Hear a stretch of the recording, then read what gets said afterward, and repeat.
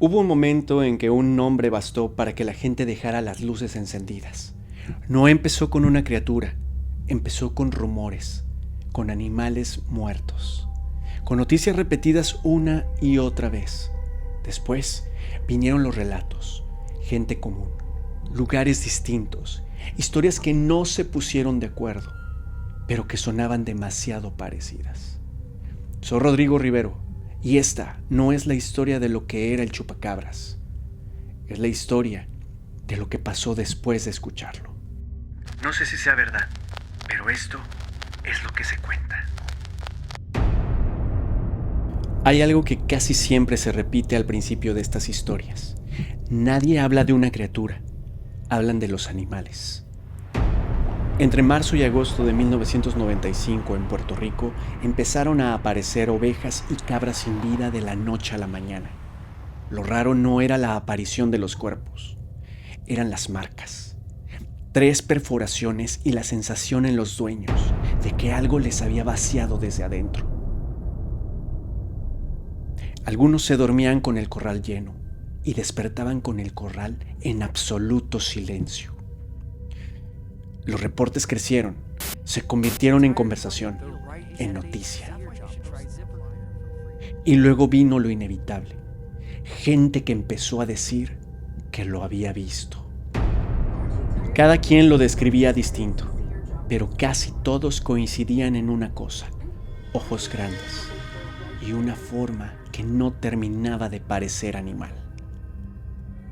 Y solo entonces, cuando ya había miedo, cuando ya había rumores, apareció un nombre que lo organizó todo: el chupacabras.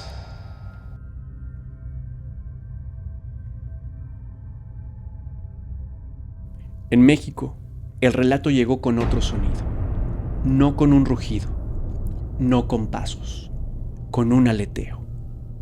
En mayo de 1996, en comunidades del Estado de México, la gente empezó a encontrar gallinas, guajolotes, patos y también cabras y borregos tirados en el suelo.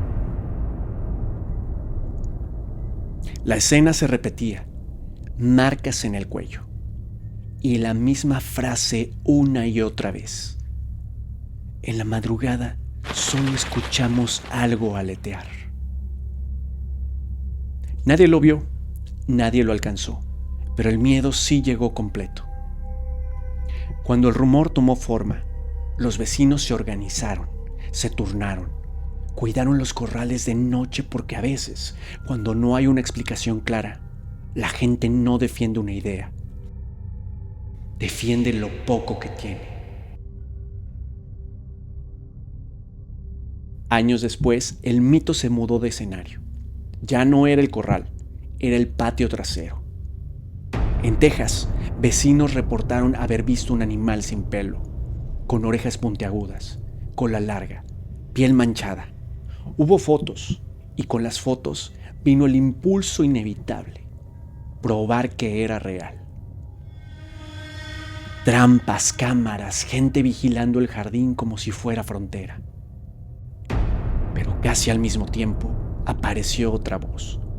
Biólogos y especialistas diciendo lo contrario, que muchas de estas apariciones se encajan con coyotes o perros con sarna, una enfermedad que los deja irreconocibles. Ahí el relato se volvió incómodo, porque a veces la diferencia entre un monstruo y una explicación es solo una imagen borrosa y una historia que ya traías en la cabeza.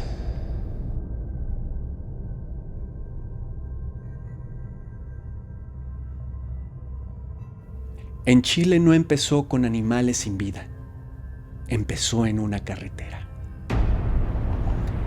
Era noviembre, primavera en el hemisferio sur, campos verdes, montañas con nieve a lo lejos, una noche tranquila, demasiado tranquila.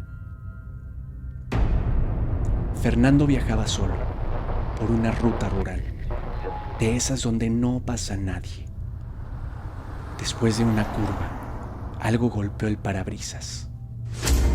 Un búho. Fernando frenó, bajó del auto, Tomó el búho entre las manos. Sin embargo, algo no cuadraba. Un viento caliente lo rodeó. Viento que no venía de ningún lugar. El ave no luchaba, no graznaba, no se defendía. Solo quería huir. Él lo soltó, volvió al auto, encendió el motor, prendió las luces y entonces lo vio. No estaba corriendo, no estaba escondido, estaba caminando.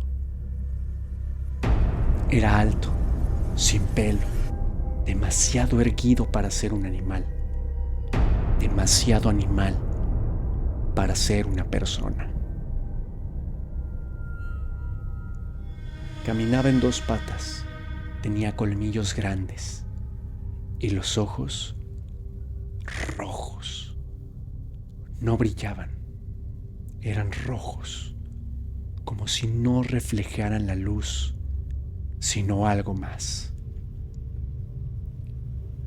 Giró la cabeza lentamente, lo miró. En ese segundo entendió algo imposible de explicar después. No estaba perdido, sabía dónde estaba y sabía que él estaba ahí.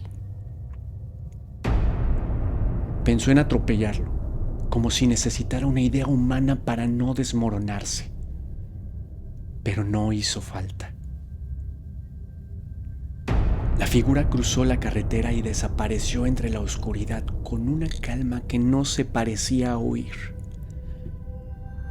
Fernando arrancó el auto y no miró atrás. Lo más extraño no fue lo que vio, fue lo que hizo después. No se lo contó a nadie por años, como si decirlo en voz alta le diera permiso a ese ser de quedarse.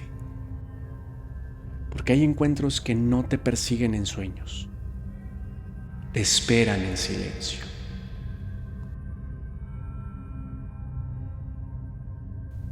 Durante meses, en distintos países se repitió el mismo patrón. Animales sin vida, marcas que nadie supo explicar, vecinos vigilando la noche. Las versiones se acumularon. Unos dijeron que era un animal, otros que fue una exageración y algunos más que nunca existió. Nunca hubo una prueba definitiva, nunca un cuerpo claro, solo relatos y silencio. Y queda una sola pregunta: ¿y si nunca se fue y solo aprendió a esperar en silencio? Si este episodio te dejó pensando, puedes darle like, suscribirte y compartirlo, para que estas historias se sigan contando. Y recuerda que las historias que escuchamos no son solo relatos de otros, son espejos en las que podemos ver el reflejo distorsionado de nuestra propia oscuridad.